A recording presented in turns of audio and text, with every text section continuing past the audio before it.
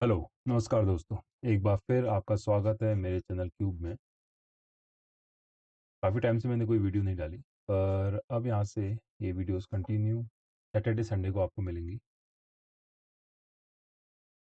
जिसमें फिजिक्स से रिलेटेड आपके कंटेंट होगा। फिजिक्स से रिलेटेड यानी क्लास 11 एंड 12th का, प्लस कुछ इंटरेस्टिंग फैक्ट वगैरह। दूसरा, इसमें आपको फोटोग्राफी से रिलेटेड कंटेंट मिलेगा।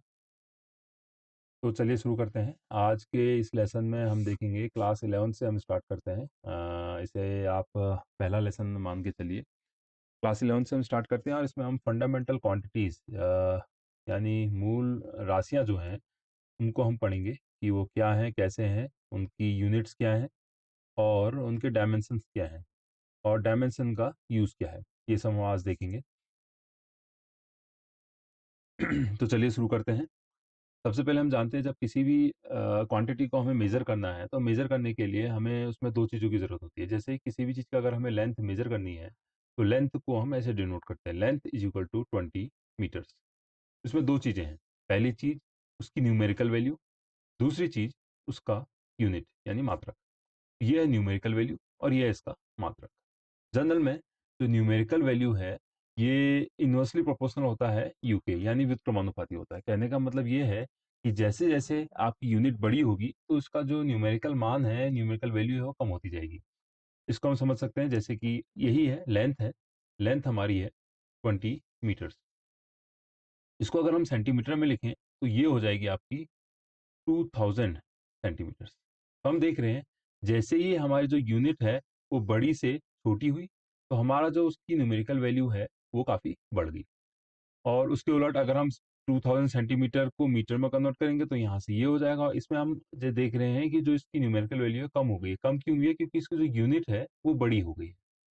इसी फॉर्मूले को हम सिंपल ऐसे भी लिखते हैं कि n1 u1 equal to n2 u2। ये इसी चीज़ का एक फॉर्म है और इसी से हम कन्वर्ट भी करते हैं, कन्वर्जन करते हैं यूनिट्स का, एक यूनिट से दूसरी यूनिट। ये तो है किसी भी क्वांटिटी को, किसी भी राशि को प्रदर्शित करने का, यानी उसको रिप्रेजेंट करने का तरीका, कि एक उसमें आपका उसकी न्यूमेरिकल वैल्यू होगी और एक इसकी यूनिट होगी, तब उसका कंप्लीट रिप्रेजेंटेशन होगा। इसके अलावा वेक्टर क्वांटिटी भी होती है, तो उसमें एक चीज़ और ऐड हो जाती है, वो हम आगे डिटेल में देखेंगे।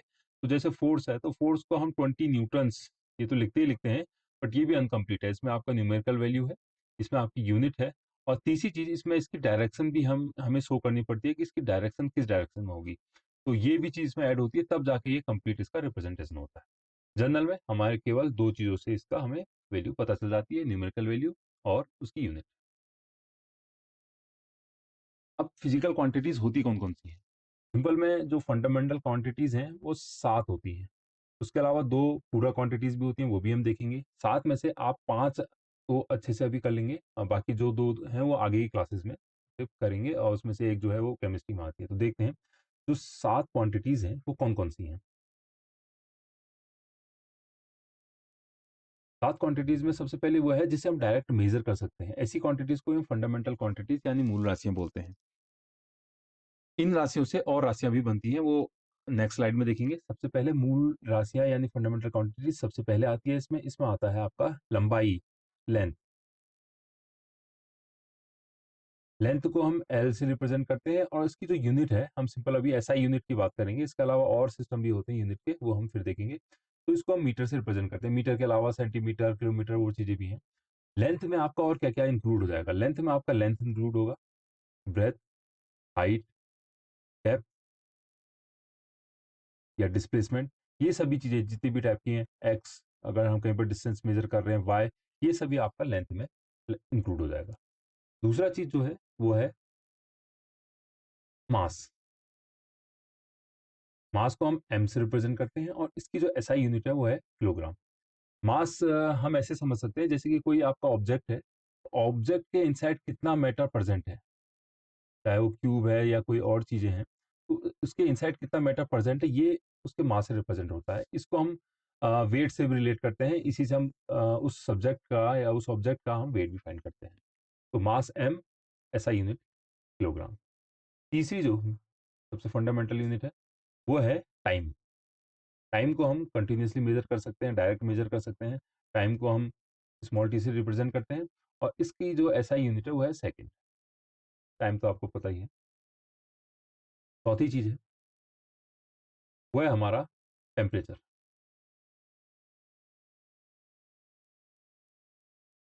टेम्परेचर को हम कैपिटल टी से डिनोट करते हैं, और इसकी जो यूनिट होती है वो केल्विन होती है। टेम्परेचर सिंपल में जो होता है दो चीज़ों के पारस्परिक जो उसकी ऊष्मा है उसके बारे में होता है। ये ऊष्मा वाले चैप्टर में डिटेल में आएगा। पांचवा है, ये अब इलेक्ट्रिसिटी से रिलेटेड है, वो है इलेक्ट्रिक करंट। इलेक्ट्रिक करंट को हम आई से रिप्रेजेंट करते हैं, और इसकी जो यूनिट होती है वो होती है एम्पियर। इसको भी हम डिटेल में देखेंगे। जैसे जैसे हम आगे बढ़ रहे हैं, ये हमारे 11th और 12th के चैप्टर्स भी इसी टाइप से, जैसे हम मैकेनिक्स पढ़ेंगे तो उसमें लेंथ और मास आएगा, फिर टाइम, ये चीज़ें सभी आ जाएंगी। फिर टेम्परेचर यानी हीट वाला चैप्टर हम पढ़ेंगे तो उसमें ये सब आ जाएगा। फिर हम 12th में देखेंगे तो इलेक्ट्रिक करंट यानी इलेक्ट्रिसिटी और मैग्नेटिज्म आएगा, तो वो ये हो जाएगा। छठा है हमारा नेक्स्ट जो फंडामेंटल क्वांटिटी है वो है प्रकाश की तीव्रता। यानी अगर हमें इंटेंसिटी ऑफ लाइट, यानी हमें प्रकाश की तीव्रता नाम देंगे, प्रकाश कितना तेज और धीमा है, तो उसके लिए हम इस फंडामेंटल क्वांटिटी का यूज़ करते हैं। इसको भी हम आई से ही डिनोट करते हैं, और इसकी जो यूनिट होती है वो कैंडेला होती है। ये हम लाइट वाले चैप्टर में या आगे की क्लासेस में हम इसे देखेंगे। सातवां होता है, ये केमिस्ट्री से रिलेटेड है, ये होता है, सातवां होता है आपका पदार्थ की मात्रा यानी अमाउंट ऑफ मैटर। अब अमाउंट ऑफ मैटर और जो आपका मास है, इन दोनों में कंफ्यूज नहीं होना है। अमाउंट ऑफ मैटर की जो यूनिट है वो है मोल। ये हम केमिस्ट्री में ज़्यादा पढ़ेंगे, केमिस्ट्री में इसका ज़्यादा यूज़ होता है। और amount of matter generally number of particles बताता है किसी सब्सटेंस से, नंबर ऑफ पार्टिकल्स।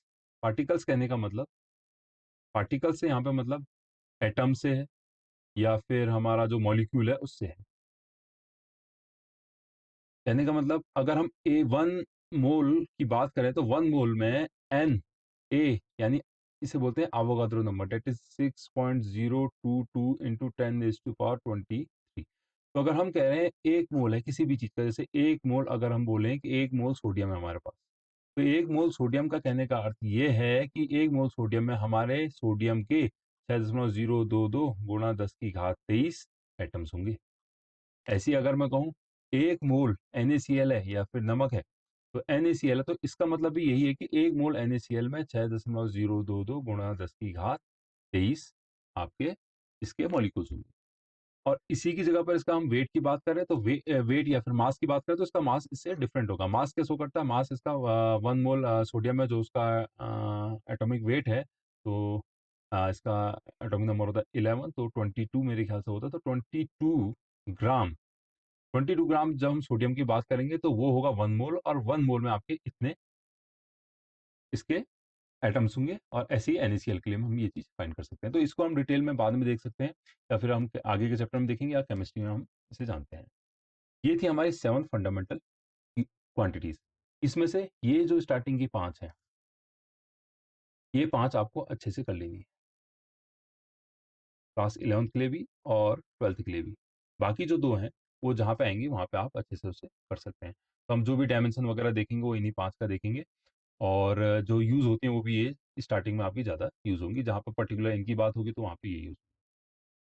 इसके बाद मैंने कहे थे 2 और पूरक राशियाँ होती हैं, यानी कॉम्प्लीमेंट्री आपकी क्वांटिटीज़ होती हैं। वो क्या-क्या होती हैं? उसमें पहले है एंगल, यानी कोण। मेज़र करने के लिए होता है, इसको एंगल को हम थीटा से डिनोट करते हैं, और इसकी जो यूनिट होती है वो होती है रेडियन। ठीक हो गया? और एंगल को समझने के लिए हम ऐसे समझ सकते हैं कि जैसे कोई आपका सर्किल है, कोई वृत्त है, उसका केंद्र है, तो वृत्त के किसी आर्क से यानी चाप से उसके केंद्र पर जो ये कोण बन रहा है, ये हमारा इसका कोण हो जाएगा, एंगल हो जाएगा थीटा।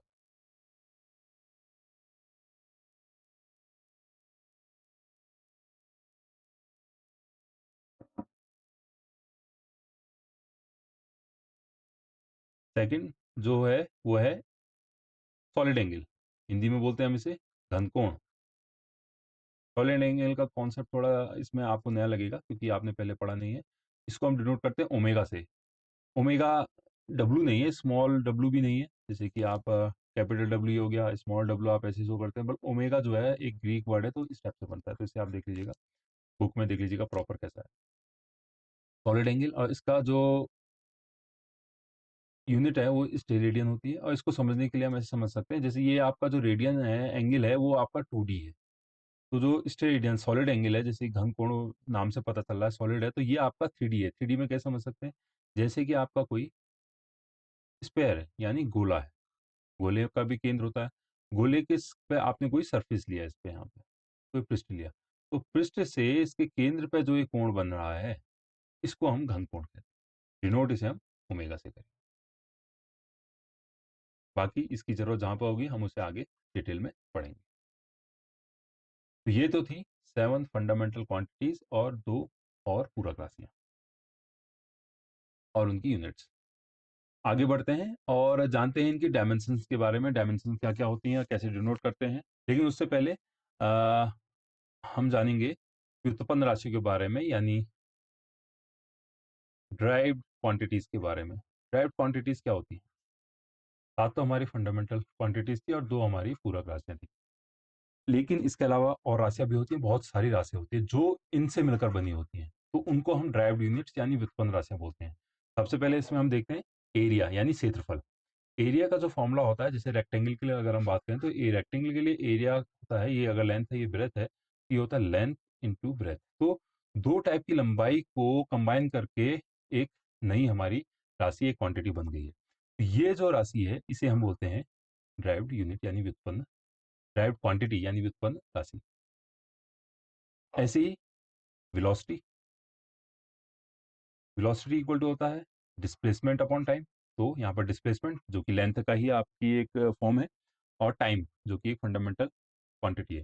तो इन दोनों के कॉम्बिनेशन से हमारी एक नई क्वांटिटी बन गई।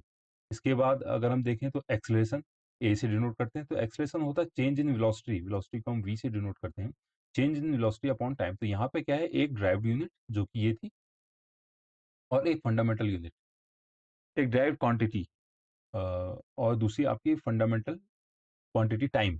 तो इन दोनों के कॉम्बिनेशन से एक और आपकी जो ड्राइव्ड यूनिट है वो बन गई है, तो इसे भी हम ड्राइव्ड यूनिट बोलेंगे। तो जो ड्राइव्ड यूनिट है वो कैसे बनती है, वो बनती है या तो फंडामेंटल क्वांटिटीज के कॉम्बिनेशन से, या फिर फंडामेंटल प्लस ड्राइव्ड क्वांटिटीज से। तो इनके कॉम्बिनेशन से जो नई जो हमारी क्वांटिटीज बनेंगी उन्हें हम ड्राइव्ड क्वांटिटीज बोल देंगे।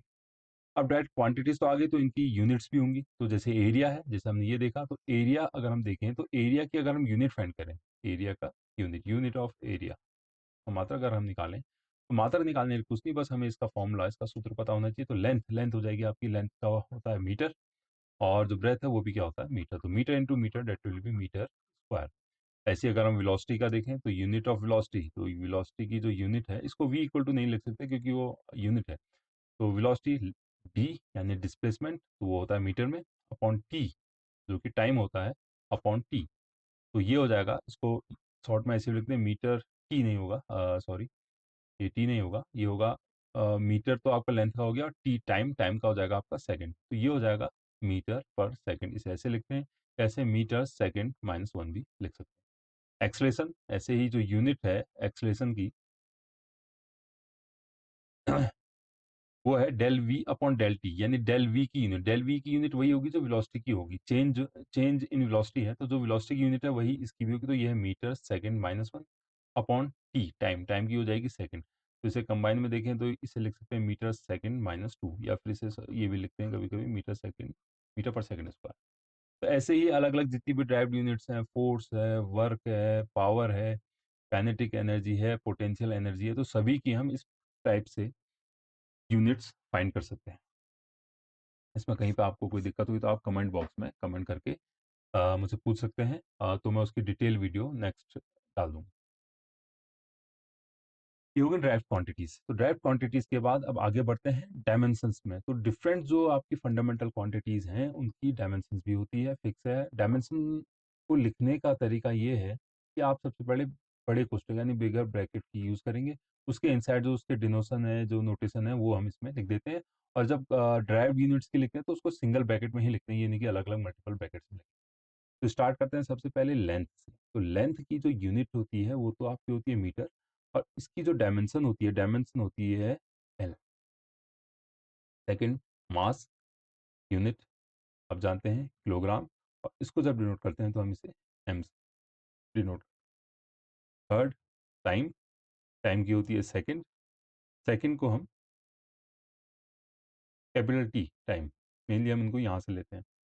Fourth, temperature, temperature is capital T kelvin, तो इसको हम शो करते हैं थीटा से, क्योंकि टाइम आपका टी ऑलरेडी यूज हो गया, ये थीटा, ये स्टैंडर्ड है, ये सब कॉमन रहेंगे हमेशा, ये चेंज नहीं होती। फिफ्थ, और जो अभी हम लास्ट देखेंगे वो है इलेक्ट्रिक करंट। इलेक्ट्रिक करंट यानी आई, आई का होता है एम्पियर, और इसकी जो हम यूनिट लिखते हैं वो भी हम ए ही लिखते हैं, यानी डायमेंशन जो लिखते हैं ए लिखते हैं। बाकी जो है वो अभी आएंगी नहीं, तो यही 5 आपको स्टार्टिंग में देखनी है। अब ये तो है आपकी फंडामेंटल क्वांटिटीज की। अब अगर ड्राइव्ड क्वांटिटीज आती हैं, जैसे कि हमने देखा था एरिया, तो एरिया का देखना था, अगेन इसका हमें फॉर्मूला पता होना चाहिए, या तो फॉर्मूला हमें इसका पता होना चाहिए, या इसका हमें जो यूनिट है वो पता होना चाहिए। इसकी यूनिट है आपकी मीटर स्क्वायर। तो यहाँ से अगर हम इसकी डायमेंशन फाइंड करेंगे, तो डायमेंशन फाइंड करना बहुत ही आसान है। Dimension of area equal to हो जाएगा, बिगर ब्रैकेट यूज करते हैं, लेंथ, लेंथ के जो आपकी डायमेंशन होती है एल, ऐसी जो ब्रेथ की डायमेंशन होती है वो भी क्या होती है, एल होती है। तो टोटल में ये हो जाता है एल स्क्वायर, ये इसकी डायमेंशन होगी। अगर हम डायरेक्ट यूनिट से फाइंड करें, हमें यूनिट याद है तो मीटर स्क्वायर है, तो मीटर जो होता है लेंथ के लिए होता है, तो लेंथ स्क्वायर और ब्रैकेट, तो ये आपकी इसकी डायमेंशन होगी। ऐसी आप किसी की भी फाइंड कर सकते हैं, जैसे डायमेंशन ऑफ वेलोसिटी, तो dimension of velocity equal to हो जाएगा, ये होता है डिस्प्लेसमेंट अपॉन टाइम, तो ये होगा dimension of displacement upon dimension of time. ये हो जाएगा डायमेंशन ऑफ डिस्प्लेसमेंट होता है आपका लेंथ एल, और टाइम का हो जाएगा आपका कैपिटल टी, तो ये हो जाएगा एल टी माइनस वन। ये डायरेक्ट यूनिट से भी आपका आ जाएगा। ऐसे ही डायमेंशन ऑफ, अगर हमें एक्सलेशन फाइंड करना है, तो डायमेंशन ऑफ एक्सलेशन का, डायमेंशन का एक्सलेशन का फॉर्मूला जो होता है del v upon del t. उसे हम लिख देंगे dimension of del v upon dimension of del t. तो डायमेंशन ऑफ डेल वी हमने लिखा है, फाइंड किया था अभी, L T minus one upon time यानी टी, और इसको जब हम सॉल्व करेंगे तो ये हो जाएगा एल टी माइनस टू। ऐसे ही हम और चीज़ों की भी डायमेंशन फाइंड कर सकते हैं, फोर्स की, वर्क की, पावर की, और कोई भी क्वांटिटी है उसका हम स्टेप वाइज ऐसे ही डायमेंशन फाइंड कर सकते हैं। इस पे क्वेश्चन जनरली 1-2 नंबर का क्वेश्चन आता है, बाकी इसके यूजेस पे और क्वेश्चन बनते हैं 2-3 मार्क्स के। डायमेंशन के यूजेस क्या है? डायमेंशन के जो यूजेस हैं वो 3 यूजेस हैं। सबसे पहला जो है वो है यूनिट के कन्वर्जन में, यानी जब हम एक यूनिट को दूसरी यूनिट में कन्वर्ट करते हैं, तो उसमें ये यूज़फुल है, उसमें हम इसका यूज़ कर सकते हैं। दूसरा, फॉर्मूला और इक्वेशन को चेक करने में। फॉर्मूला, कोई फॉर्मूला है हमें दिया है, वो करेक्ट है या नहीं, डायमेंशनली करेक्ट है या नहीं, उसे चेक करने के लिए। चेक करने का मतलब क्या है? जैसे आपका लेंथ है, वो लेंथ पे ही ऐड हो सकती है, किसी और चीज़ पे ऐड नहीं हो सकती। तो अगर कोई फॉर्मूला है, जैसे y equal to a t plus a t square या बी टी स्क्वायर, तो जो ए टी की डायमेंशन है, यानी इतने से पार्ट की जो डायमेंशन है, वही इस पार्ट की डायमेंशन होनी चाहिए, तभी ये ऐड होके वाई फॉर्म होंगे, और वाई की डायमेंशन भी वही होनी चाहिए। तो ये ऐसे हम इसका फॉर्मूला चेक कर सकते हैं, ये डायमेंशनली करेक्ट है या नहीं। इंडिविजुअली इनकी चाहे डायमेंशन कुछ भी हो, टी की, बी की, ए की, लेकिन जब कंबाइन करके जैसे ये ऐड हो रहे हैं, तो ये टर्म और ये टर्म तभी ऐड हो सकते हैं जब इनकी डायमेंशन सेम होगी। लेंथ को आप मास से ऐड नहीं कर सकते, ऐसा पॉसिबल नहीं है। तो ये ऐसे हम इसका फॉर्मूला चेक कर सकते हैं या इक्वेशन चेक कर सकते हैं। इसको डिटेल में हम नेक्स्ट लेसन में देखेंगे, जिसमें आपके कुछ डाउट्स और ये हम इसमें करेंगे। थर्ड है, हम डिफरेंट क्वांटिटीज जैसे एक्स वाई जेड, या फिर आपका लेंथ है, मास है, टाइम है, इनके भी मिड में क्या रिलेशन हो सकता है, ये हम ड्राइव कर सकते हैं, कितनी पावर होगी, क्या होगी। इसमें हम कांस्टेंट पता नहीं कर सकते, कांस्टेंट क्या होगा, इसको पता हम नहीं कर सकते, लेकिन हम एक ही रिलेशन ज़रूर ड्रॉ कर सकते हैं कि इनके मिड में क्या रिलेशन हो सकता है। तो ये इसके हैं uses. Thank you for watching. Please share, like, comment and hit the notification bell icon. अगर आपको ये पसंद आई हो तो अपने दोस्तों के साथ इसे शेयर कीजिए। Thank you for watching.